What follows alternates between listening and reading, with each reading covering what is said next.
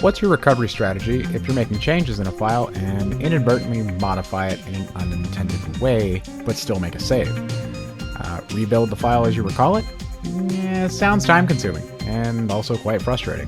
No! God, please, no! No! No! No! Since we're already working in Windows, we can leverage a bit of kit called shadow copies. To use shadow copy, we first need to turn on file history. We can do this by going to the control panel. I find it's easiest to open the start menu and search for it here. Once in the control panel, if you haven't been here before, you'll want to switch the view to large or small icons, depending on your preference. Now we can pop over into file history and start setting it up. The first thing we'll need to do is set up a drive for file history to use. I'd recommend using a dedicated drive that stays connected at all times. If you have an office server or network attached storage, you could use those. Once we have our drive set up, it should automatically run its initial copy. If not, you can always click the Run Now button. With the drive now set up, it will automatically be recording changes made to files in some default locations here. If you have some files or folders you don't want to monitor, you can come into the exclusions section and add any directories that you want to exclude. Under Advanced Settings, we can change additional parameters, like how often we want it to save a copy of the files in question. If you want to be extra protective, you can set it down to a 10-minute interval. Heads up though, an interval like that will likely eat up quite a bit of storage space over time.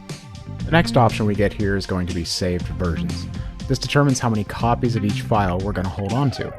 If you have a drive or partition that's dedicated to file history only, you can set this to until space is needed, and it will just save away until the drive is full. Once it reaches that point, it will start overwriting the oldest copies with fresh ones, so you're always saving the new versions. If you find yourself running out of space on the drive you chose, you can always hit Clean Up Versions here, and it'll give you the option to delete all items older than X timeline. Choose your option based on your current storage requirements. There's a couple different ways to restore or recover files using file history. If the file itself goes missing or gets completely deleted, you can pull up file history again, select Restore from your files, choose the folder your file used to be in.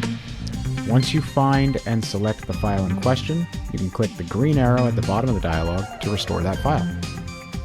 If you still have access to a file that's simply been modified, and you want to restore it to a particular state, you can right-click the file in question, go to Properties, then Previous Versions.